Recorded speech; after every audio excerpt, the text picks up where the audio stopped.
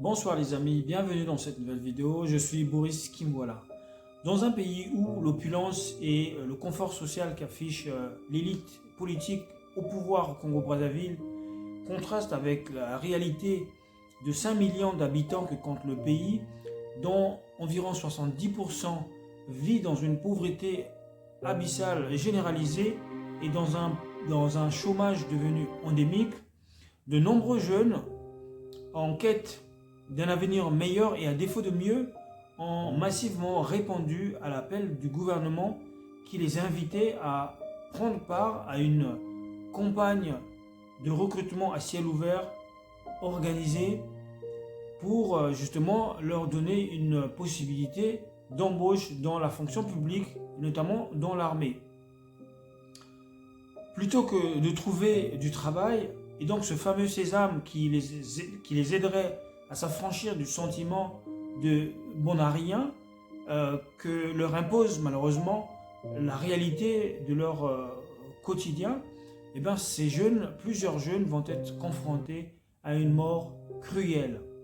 Ainsi, le 20 novembre 2023, de nombreux jeunes ont trouvé la mort dans une bousculade occasionnée par un recrutement à ciel ouvert organisé par l'armée congolaise dans des conditions pour le moins scabreuses.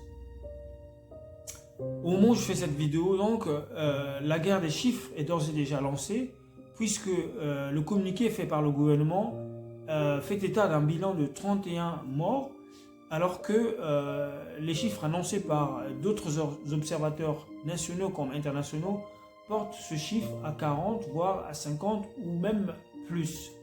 Qui dit la vérité dans cette affaire? Eh bien, je vous demanderai de vous rappeler ce que le gouvernement disait à propos des 14 000 milliards destinés aux générations futures et l'utilisation qui en a été faite pour savoir si vraiment le gouvernement dit la vérité. Alors, au-delà de l'émotion qui nous submerge tous, parce qu'effectivement ce drame a vraiment bouleversé toute une nation, tout un pays, et bien au-delà de cette émotion, que faut-il observer, analyser dans ce drame qui vient de se produire? Les détails dans cette vidéo.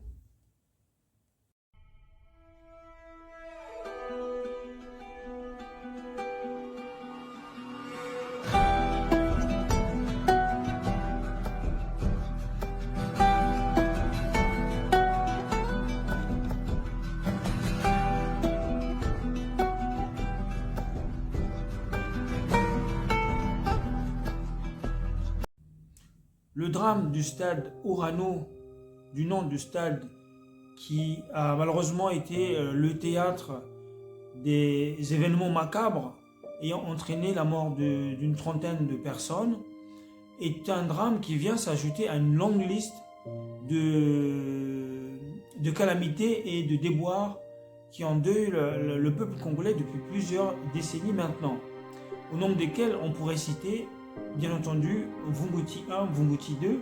Ce sont des accidents ferroviaires ayant occasionné des centaines de morts dans les années 90. À cela s'ajoutent les affaires du Beach en 1999, qui, encore une fois, étaient des événements qui ont occasionné la mort de plusieurs centaines de personnes ayant fui la guerre et ont pris refuge en RDC lors des événements troubles liés à la guerre de 1997 et qui, au moment où ils rentraient dans leur pays, avaient trouvé la mort en traversant le fleuve Congo. On peut parler aussi de l'affaire Chakona, qui est une affaire encore macabre, qui a occasionné la mort de plusieurs personnes qui ont trouvé la mort dans des circonstances non encore élucidées jusqu'à ce jour, alors qu'elles venaient d'être arrêtées par la police et séquestrées dans les commissariats de police de Mpila.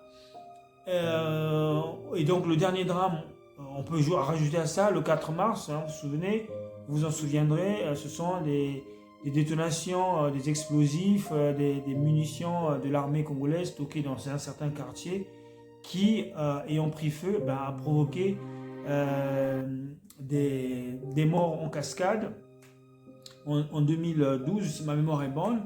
Et voilà que cet événement du stade Orano, qui est le dernier événement en date, ayant entraîné la mort de plusieurs personnes, alors qu'elle répondait à un appel du gouvernement en vue de prendre part à un recrutement destiné à les enrôler dans l'armée.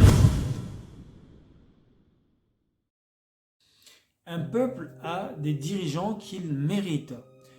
Si à l'échelle d'une famille, le fait de naître dans une famille pauvre ou riche, le fait de naître des parents responsables ou irresponsables est un fait subi parce qu'on ne choisit pas ses parents, mais on les supporte, on les subit, et bien à l'échelle d'une nation, d'une société, d'un pays, il ne peut en être ainsi, puisque on doit pouvoir choisir ses dirigeants et en attendre des résultats. Hélas, depuis plusieurs années maintenant, nous, peuple congolais, avons fait le choix, et ce à tous les niveaux de responsabilité et de pouvoir dans notre pays, de subir l'élection de nos gouvernants et les actions que nos dirigeants mènent à la tête de nos institutions, comme si c'était quelque chose de naturel qui nous avait été imposé de manière congénitale. Il en résulte donc de cette attitude irresponsable de la part des citoyens que nous sommes, une incapacité à demander des comptes et à exiger des résultats vis-à-vis de nos gouvernants. Ainsi, nous sommes, par cette attitude irresponsable, complices des drames et des maux, je parle de M-A-U-X, mots, plusieurs pluriels de mal, tous les maux d'un point de vue économique, social, sécuritaire, auxquels nous sommes confrontés en tant que citoyens depuis plusieurs décennies au Congo-Brazzaville.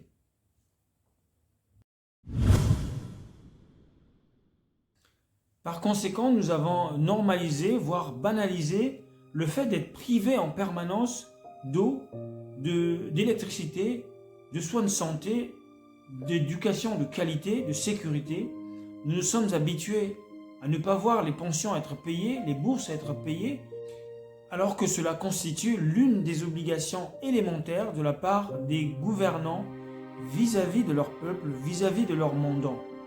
Nous sommes habitués à voir nos dirigeants être accablés dans des affaires de corruption, de concussion et de verser dans l'immoralité la plus abjecte sans que cela ne nous pose vraiment des problèmes. Et donc nous nous sommes habitués à ce que nos dirigeants se comportent de manière tout à fait irresponsable sans avoir à rendre des comptes.